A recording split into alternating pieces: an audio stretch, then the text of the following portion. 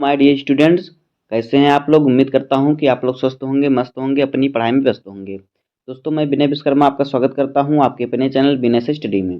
दोस्तों, आज के वीडियो में हम क्लास 12 केमिस्ट्री का वायरल पेपर को पढ़ेंगे जो कि बोर्ड ने जारी किया है। तो आज के वीडियो में हम मॉडल पेपर को पढ़ेंगे, किस प्रकार से आता है। तो अगर आप वीडियो पर नए हैं तो वीडियो को लाइक कर दीजिएगा, चैनल पर सब्सक्राइब कर दीजिए, क्योंकि बोर्ड एग्जाम के हर इंपॉर्टेंट टॉपिक का वीडियो आपको चैनल डेली मिलता रहेगा। तो आइए वीडियो को स्टार्ट करते हैं। देखिए, इस प्रकार से हमारा मॉडल पेपर आएगा। यहाँ पे आपका अनुक्रमांक दिया है, यहाँ पे आपको अपना रोल नंबर लिखना होगा और यहाँ पे अपना नाम लिखना होगा। आगे देखिए, हमारा समय होता है 3 घंटा 15 मिनट का, पूर्णांक होता है 70 नंबर का। देखिए निर्देश क्या दिया है। पहला निर्देश है कि सभी प्रश्न अनिवार्य हैं, इन सभी प्रश्नों को हल करना आवश्यक है। दूसरा है प्रत्येक प्रश्न के निर्धारित अंक उसके समक्ष दिए गए हैं, उसके सामने दिए गए हैं। तीसरा है गणनात्मक प्रश्नों में गणना के समस्त पद जो जो न्यूमेरिकल वाला प्रश्न है उसको हर पद को सॉल्व करना है। चौथा है प्रश्नों के प्रासंगिक उत्तर दीजिए।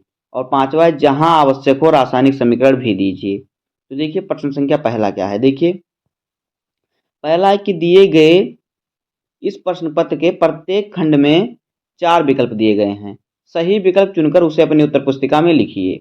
तो देखिए का ऑप्शन क्या है। देखिए का क्वेश्चन है, कह रहा है कि शुद्ध सिलिकॉन और जर्मेनियम है। तो पहला ऑप्शन है चालक, दूसरा ऑप्शन है विद्युत रोधी, तीसरा ऑप्शन है अर्धचालक और चौथा ऑप्शन है इनमें से कोई नहीं। तो देखिए जो शुद्ध सिलिकॉन और जर्मेनियम है वो अर्धचालक है, तो यहाँ पे ऑप्शन नंबर तीसरा हमारा सही होगा। उसके बाद देखिए खा वाला है कि हिमांक का अवनमन समानुपाती होता है। तो पहला ऑप्शन है विलयन के मोल अंश के, और फिर दूसरा है विलयन के मोलरता के, तीसरा है विलयन की मोललता के और चौथा है विलायक की मोललता के। तो देखिए जो हिमांक का अवनमन होता है वह समानुपाती होता है विलयन की मोललता के, तो यहाँ पे ऑप्शन नंबर तीसरा सही होगा। अब देखिए तीसरा नंबर क्वेश्चन कह रहा है कि निम्नलिखित सेल अभिक्रिया के लिए Zn प्लस Cu2 प्लस बराबर मिल रहा है Zn2 प्लस प्लस Cu बन रहा है। तो देखिए यहाँ पे इसको सॉल्व करके बताया गया है किस प्रकार से सवाल दिया है, इस प्रकार से आपको उसको हल करना है सूत्र पे रखकर। और कह रहा है कि इस सेल का क्या होगा, EMF क्या होगा। तो देखिए यहाँ पे पहला ऑप्शन है 1.10 वोल्ट, दूसरा ऑप्शन है 0.10 वोल्ट, और फिर तीसरा है -1.10 वोल्ट, और फिर चौथा है -0.110 वोल्ट। तो देखिए यहाँ पे जो सही ऑप्शन होगा, अगर आप इसको सॉल्व करेंगे तो ये हमारा आएगा -1.10 वोल्ट, यानी ऑप्शन नंबर यहाँ पे तीसरा सही हो जाएगा। अब देखिए घा वाला क्या है। देखिए कह रहा है कि शून्य कोट की अभिक्रिया के वेग नियतांक इकाई क्या है। तो देखिए पहला है मिन इनवर्स, दूसरा है यल मोल इन मिन इनवर्स, उसके बाद है मोल यल इनवर्स इंटू मिन इनवर्स। तो देखिए और फिर चौथा है बीमाहीन। तो देखिए इसका क्या होगा, क्या होता है इसका शून्य कोट की अभिक्रिया के लिए वेग नियतांक जो होता है mole into L inverse into ये मिन इनवर्स ये होता है। अब देखिए अगला क्वेश्चन क्या है। देखिए कह रहा है कि PCl3 जल से अभिक्रिया करके बनाता है। तो पहला ऑप्शन है PH3, दूसरा ऑप्शन है H3PO3, और फिर तीसरा है POCl3 और चौथा है H3PO4। तो देखिए PCl जो है H2O से क्रिया करके बनाता है H3PO3, तो यहाँ पे ऑप्शन नंबर हमारा दूसरा सही हो जाएगा। अब आगे देखिए अगला क्वेश्चन है कि निम्नलिखित में से कौन सी अभिक्रिया एंजाइम पेप्सिन द्वारा जल अपघटित करती है। कौन सी अभिक्रिया एंजाइम पेप्सिन द्वारा जल का अपघटन करती है, जल अपघटित कर होती है इसमें से। तो पहला ऑप्शन है प्रोटीन से एमिनो अम्ल, दूसरा ऑप्शन है वसा में वसा अम्ल, और फिर तीसरा है ग्लूकोज से एथिल अल्कोहल, और चौथा है पॉलीसेकेराइड से मोनोसेकेराइड। तो देखिए वसा से वसा अम्ल में जो होता है यह आपकी क्या होती है एंजाइम पेंसिल के द्वारा जल अपघटित करती है। तो यहाँ पे ऑप्शन नंबर दूसरा सही हो जाएगा। अब देखिए दूसरे का क्वेश्चन क्या है। देखिए कह रहा है कि 25.6 ग्राम सल्फर को 1000 ग्राम नेफ्थलीन में घोला गया है, जिसका MP क्या है 80.1 डिग्री सेल्सियस है, और हिमांक में अवनमन 0.680 डिग्री सेल्सियस प्रेक्षित किया गया है। सल्फर के अणुभार की गणना कीजिए। नेफ्थलीन का जो KF मूल्य है 6.8 किलो प्रति मोल है। तो देखिए यहाँ पे क्या करना है, सल्फर के अणुभार की गणना करना है। तो यहाँ पे आपको जो होगा अणुभार का सूत्र लगाना होगा। इस प्रकार से आपको इसको सॉल्व करना होगा।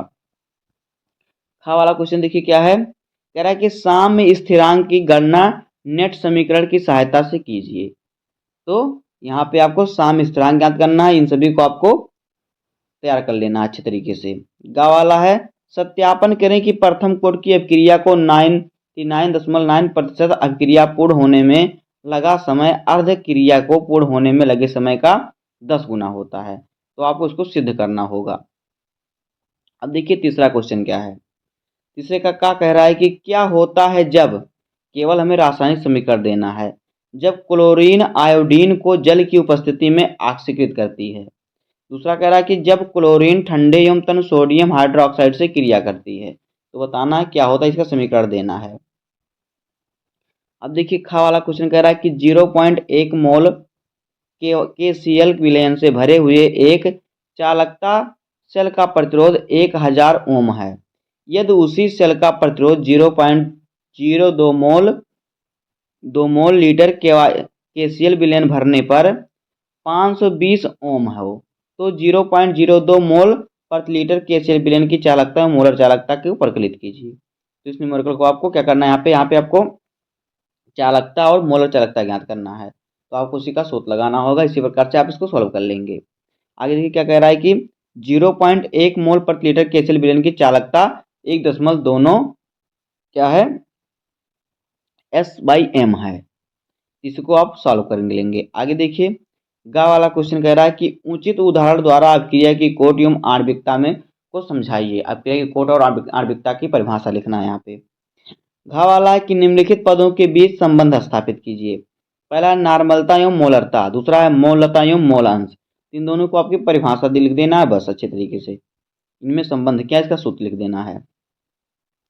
चौथा नंबर क्वेश्चन का है, चौथे का कि निम्नलिखित में आयनों के इलेक्ट्रॉनिक विन्यास कीजिए। तो यहाँ पे Cr3+ है और Ce4+ है। इनका इलेक्ट्रॉनिक विन्यास करना है। दूसरा है क्रोमेट आयन एवं डाइक्रोमेट आयन के संरचना सूत्र लिखिए। अब देखिए खा वाला, खा का पहला क्वेश्चन कह रहा है कि एथिलीन ग्लाइकॉल और टेरेफ्थेलिक अम्ल के डेक्रोन किस प्रकार प्राप्त किए जा सकते हैं, समझाइए। दूसरा है कि बैकेलाइट के संश्लेषण का रासायनिक समीकरण लिखिए। और तीसरा है पॉलीएक्रिलोनाइट्राइल संश्लेषण का रासायनिक समीकरण लिखना है। इन सभी को आपको तैयार कर लेना अच्छे तरीके से। आगे देखिए क्या है, गा वाला क्वेश्चन है कि सिमेटिडीन तथा रेनिटिडीन सोडियम हाइड्रोजन कार्बोनेट तथा मैग्नीशियम या एल्यूमिनियम हाइड्रोक्साइड की तुलना में श्रेष्ठ प्रति अम्ल क्यों है, कारण दे। तो इसका कारण आपको बताना है। तो इस प्रकार के जितने भी क्वेश्चन होंगे सभी को आपको सॉल्व कर लेना है। जितने भी उदाहरण में दिए सभी को आप सॉल्व कर लीजिएगा। आगे देखिए घा वाला क्वेश्चन है कि हीलियम नियॉन और आर्गन की उपयोगिता लिखिए। अब देखिए पांचवा क्वेश्चन आ गया। पांचवे का क्या कह रहा है कि निम्नलिखित उप सहसंयोजक यौगिकों के IUPAC नाम लिखना है। तो आपको इसका क्या करना है, IUPAC नाम लिखना है। दूसरा देखिए क्या है, Fe × NH3 का होल ट्वाइज × CN4 की क्या है ज्यामितीय समावयी संरचना बनाइए। आपको इसकी संरचना बनाना है। इन सभी को आपको तैयार कर लेना। अगर आपको इसका सोल्यूशन चाहिए तो कमेंट बताइएगा, इसका सोल्यूशन का वीडियो बन जाएगा। खा का देखिए क्या, खा का पहला क्वेश्चन, कारण बताते हुए निम्नलिखित क्षारकता का बढ़ता हुआ क्रम लिखिए।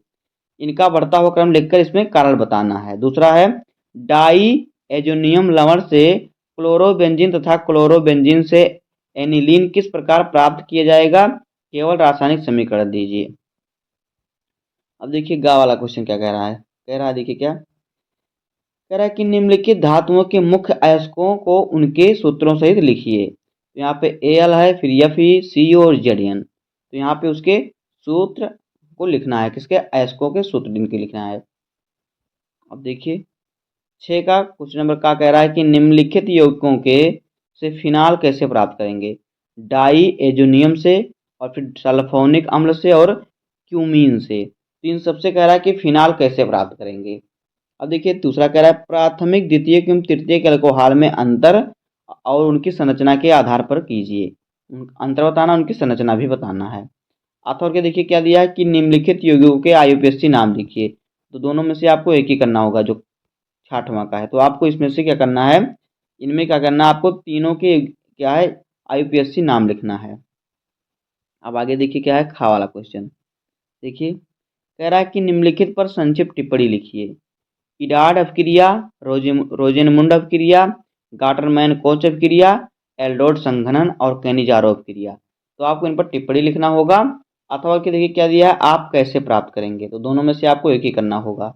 देखिए क्या है आप कैसे प्राप्त करेंगे, कुल क्या है बेंजोइल से, बेंजोइल क्लोराइड से एसीटोफिनोन, उसके बाद है बेंजीन से एसीटोफिनेन, और फिर सी है बेंजोनाइट्राइल से एसीटोफिनोन कैसे प्राप्त करेंगे। तो आपको दोनों में से सिर्फ एक क्वेश्चन सॉल्व करना है। दूसरा कह रहा है कि फेलिंग विलयन तथा सिस्क तथा सिर्फ अभिकारकों द्वारा, फेलिंग विलयन तथा सिर्फ अभिकर्मकों द्वारा एल्डिहाइड तथा कीटोन में भिन्नता स्पष्ट कीजिए। तो आपको इन दोनों में से जो आपको अथवा के दिया है, ऊपर वाले में से जो दिया है और इन दोनों में से सिर्फ आपको एक ही क्वेश्चन सॉल्व करना होगा। अब देखिए 7वां नंबर क्या कह रहा है। देखिए कह रहा है क्या होता है जब केवल रासायनिक समीकरण लिखिए। जब एथिल ब्रोमाइड को एल्कोहलिक के OH के साथ गर्म किया जाता है, तो आपको केवल रासायनिक समीकरण करके आपको अपक्रिया कर देना है। दूसरा है जब शुष्क ईथर सोडियम मेथिल क्लोराइड से अभिक्रिया करता है। तीसरा है जब कॉपर सल्फेट विलयन में फास्फीन गैस प्रवाहित करता है। और चौथा है सफेद फास्फोरस को सांद्र सोडियम हाइड्रोक्साइड विलयन के साथ गर्म किया जाता है। और चौथा देखिए क्या है, सांद्र सल्फ्यूरिक अम्ल के साथ तांबे को गर्म किया जाता है तब। अथवा के देखिए क्या दिया है कि निम्न पर संक्षिप्त टिप्पणी लिखिए। तो दोनों में से आपको एक ही करना होगा। अगर आपको क्या करना है, देखिए अगर आप 7वें का वाला क्वेश्चन सॉल्व करते हैं, का वाला अगर आपको नहीं आता तो आपको देखिए अथवा करके एक और दिया है कि निम्न पर संक्षिप्त टिप्पणी लिखिए। नंबर 1 है अभिक्रिया, दूसरा है बुर्ज फिटिंग अभिक्रिया, उसके बाद है पी ब्लॉक के तत्वों का समान इलेक्ट्रॉनिक विन्यास, चौथा है फास्फोन के उपयोग, और पांचवा है अंतरा हैलोजन यौगिक। तो इन सब पर आपको टिप्पणी लिखना है। उसके बाद देखिए खा वाला क्वेश्चन क्या है। देखिए कह रहा है कि डी ग्लूकोज का निम्नलिखित यौगिकों के साथ अभिक्रिया से बने उत्पादों की संरचना एवं नाम लिखिए। तो पहला क्या है हाइड्रोक्सिल हाइड्रोक्सिल एमीन, दूसरा है हाइड्रोआयोडिक अम्ल, तीसरा है नाइट्रिक अम्ल, चौथा है ब्रोमीन जल, और पांचवा है एसिटिक एनहाइड्राइड। तो आपको देखिए इसकी आपको संरचना बनाना और नाम लिखना। अगर आपको ये वाला क्वेश्चन नहीं आता तो देखिए आपको अथवा करके एक क्वेश्चन और दिया है कि ग्लूकोज की संरचना की विवेचना विस्तार से कीजिए। तो आपको दोनों में से सिर्फ एक ही क्वेश्चन को सॉल्व करना होगा। तो बस दोस्तों इसी प्रकार से आपका केमिस्ट्री का पेपर आएगा 2025 के बोर्ड एग्जाम में। अगर आप वीडियो पर आए तो वीडियो को लाइक कर दीजिएगा, चैनल पर सब्सक्राइब कर दीजिए, बेल आइकन प्रेस कर दीजिए, क्योंकि बोर्ड एग्जाम के हर इंपॉर्टेंट टॉपिक का वीडियो आपको मिलता रहेगा। तो मिलते हैं किसी नेक्स्ट वीडियो में, तब तक के लिए धन्यवाद, जय हिंद।